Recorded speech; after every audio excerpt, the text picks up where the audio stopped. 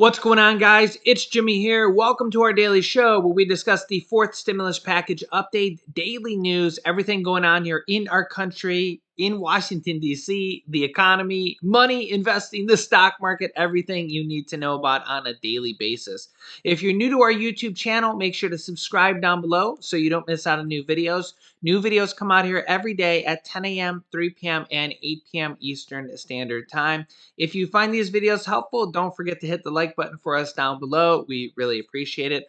Also, we're going to be giving away $2,000 here in our What's in the Box contest here to some of our viewers, a total of $2,000. If you can guess what's in that box right there, see our little friend here sitting on top of the box here with our holiday decorations that my wife decorated here and my son Julian. And we're going to be starting that here this week. So don't miss any videos here starting here. Remember, new videos come out every day at 10 a.m., 3 p.m., and 8 p.m. Eastern Standard Time. So I'm going to be giving you clues to what's in that box here starting this week. So definitely make sure to not miss out on any videos. If you heard my cat Lily there. All right, Lily wanted to come and say hi. Say hi. Okay, first, let's start with Democratic Senator Sherrod Brown, who says there are lobbyists lined up outside of Mitch McConnell's door. Check this out. You can still see it here. You can look out the window and you can see Senator McConnell's office there and the lobbyists lined up. You should have seen them back when Senator Cornyn was talking about this tax cut for the rich, where they made these promises. You know, we're gonna if you give tax cuts to really rich people and corporations, it'll trickle down and we'll all do better. They'll hire more people and they'll raise wages. Well, we know what they did. In fact, just announced another round of it, a whole bunch of stock buybacks for the executives. So we know what's happened during those years, that profits went up for corporations, the stock market soared, executive compensation exploded through the roof, and wages for most people in Mansfield, Georgia, and Mansfield, Ohio, and Marietta, Georgia, and Marietta, Ohio stayed flat. We know that. That's why Build Back Better makes sense. It begins to put money in people's pockets. And what my friend from Texas, and we sit across from each other in the Finance Committee and work together on some issues, and I appreciate what he's done in CFIUS and some other bills, but what he didn't explain is why every one of them opposes the child tax credit. We know the child tax credit. We know a number of things. I've been working on this since 2013. Started with not a lot of support, built huge support by this year, early this year.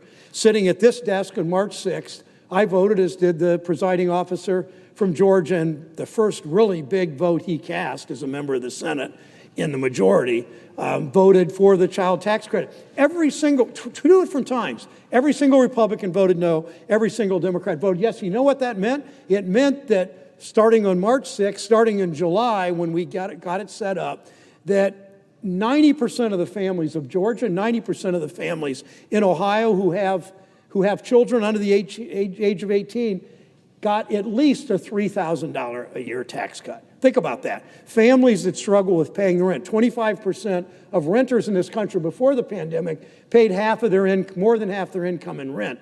Think of the pressure those families are under at the end of every month to cobble together $700 to pay their rent. They get a $3,000 tax cut. The family that's struggling to pay for diapers or child care, especially the cost of child care, has exploded. Whether it's Metro Atlanta or Metro Columbus, Ohio, whether it's small town Milledgeville or small town Shelby, Ohio, families struggle with child care. And this $300 a month per child, or $250 depending on the age of the children, makes a huge difference in those families. One father said, I can, for the first time, I have money now to buy my daughter fast pitch softball equipment. A mother said to me, I have money now. For the first time, I can send my son for a week to summer camp, and school supplies in the fall. And as I said, diapers and other expenses for infants makes all the difference in the world. We know there are a few things.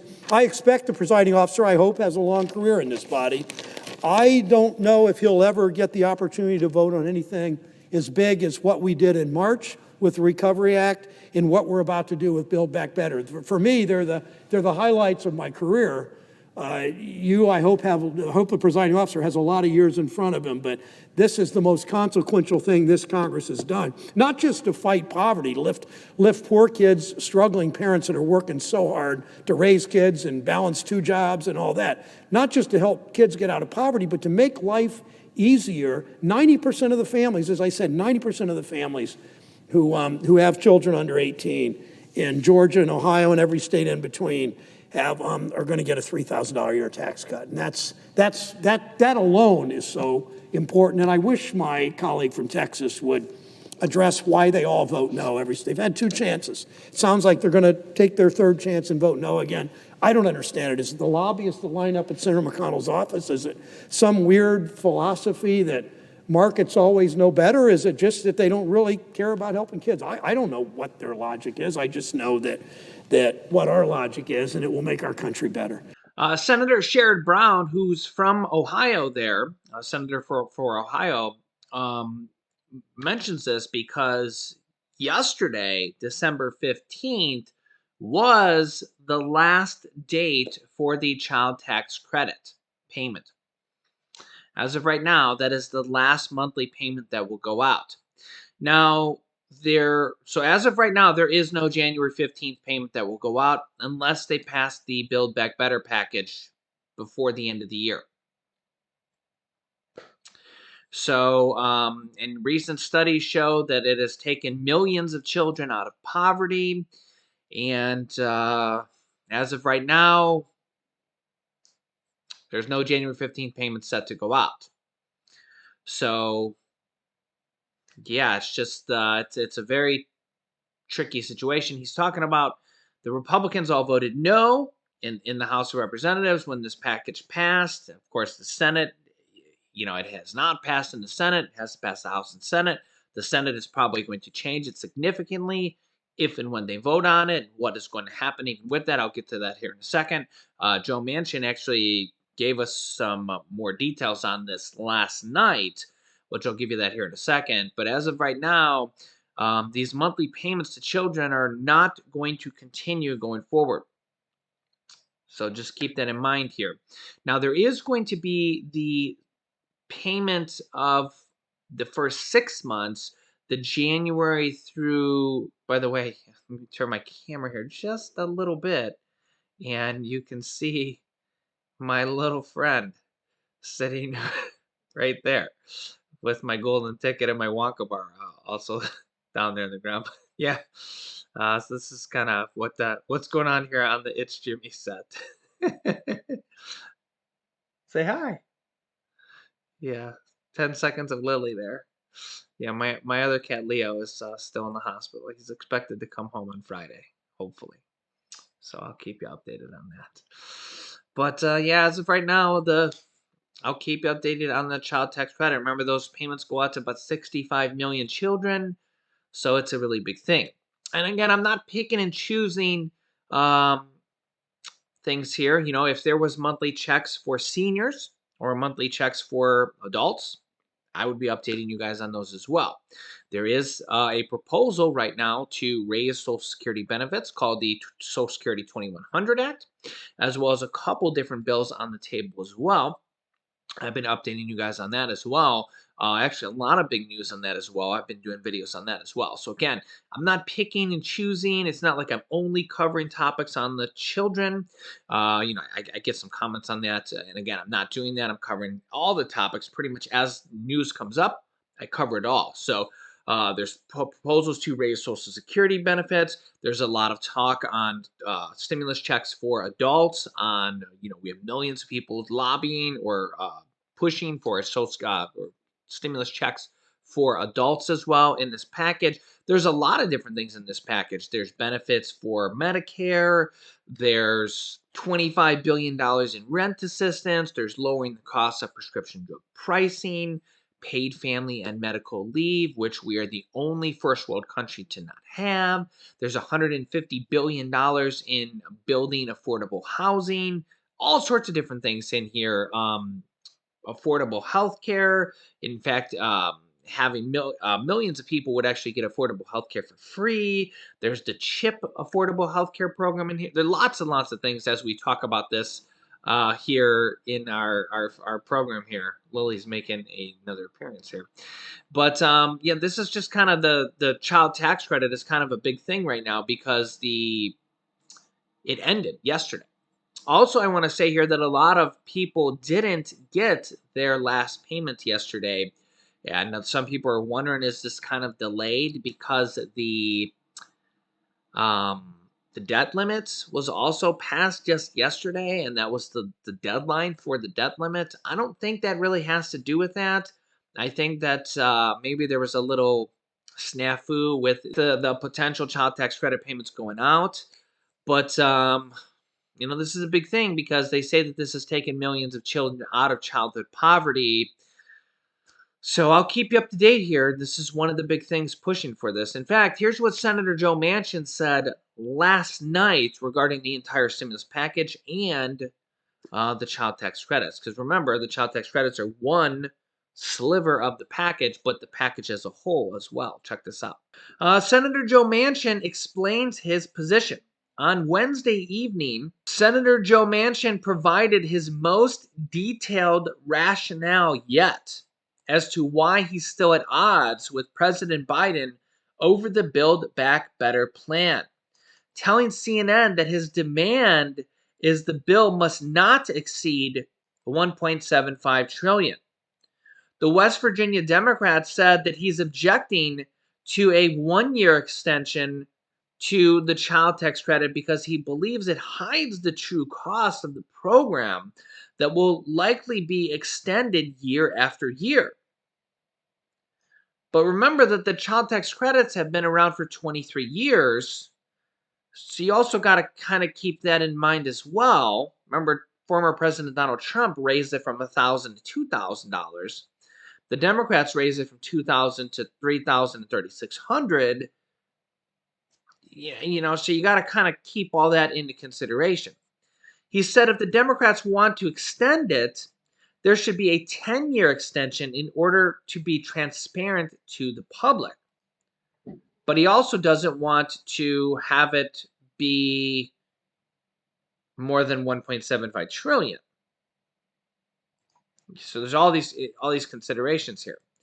Manchin's concern about leaving the child tax credit in the Build Back Better bill have to do with how it impacts the overall cost of the legislation, according to a source familiar with the matter.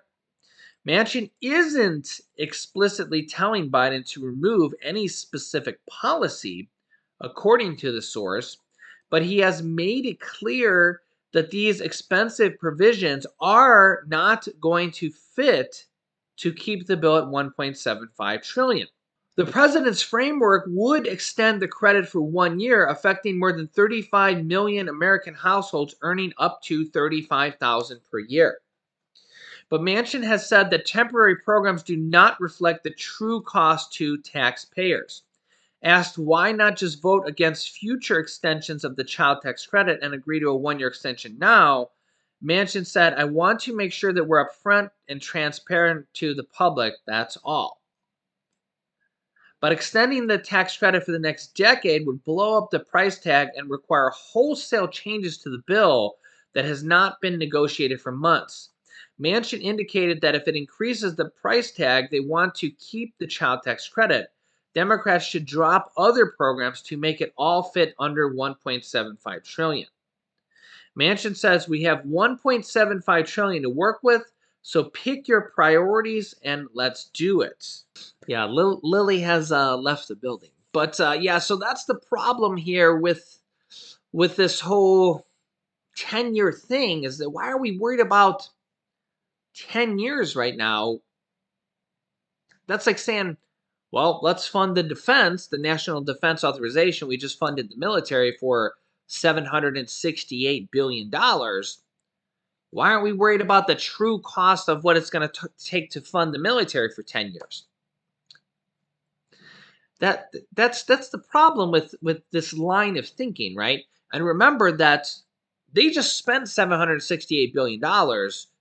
There weren't any offsets for that. They didn't raise taxes to do that. They just spent $768 billion, just so we're seeing the true values here, right?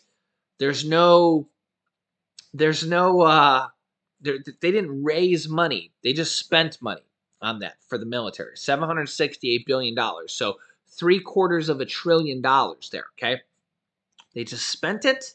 They spent more money than Biden wanted, $25 billion more than Biden requested, even though we've pulled out of Afghanistan. Okay.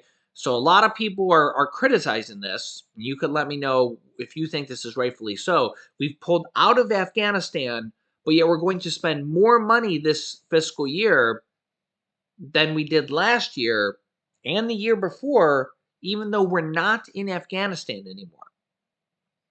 And I can understand that line of thinking because if we're not in Afghanistan anymore, shouldn't we be spending less money? Considerably less money? 100 billion, 50 billion, 150, 200 billion? I mean, I'm not saying, we have to cut it completely because that literally doesn't make any sense, but maybe we should be spending 10% less, 5% less, 15% less.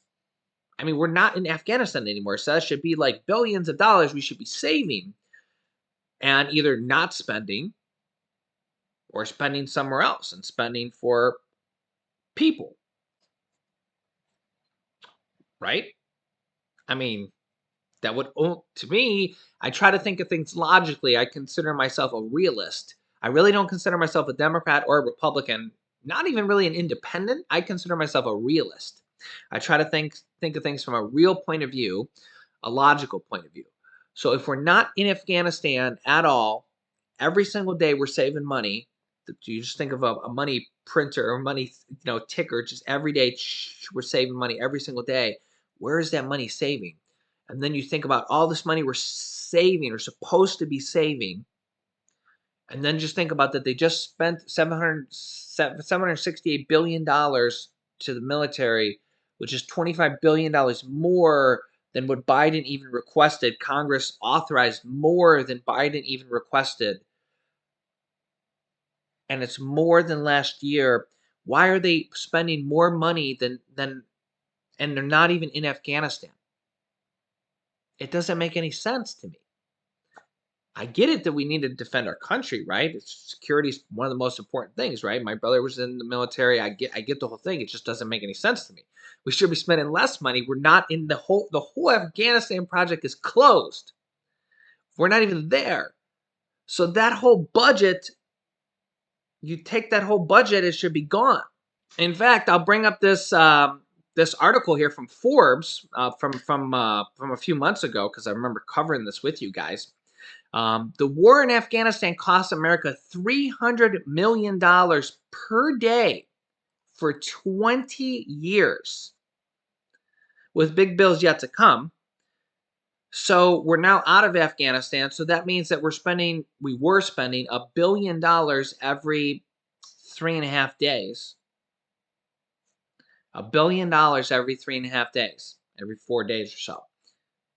So we're not spending that anymore because we're not in Afghanistan anymore. Where's the savings? Where's the savings? There is no savings because they just authorized more money for the military than last year.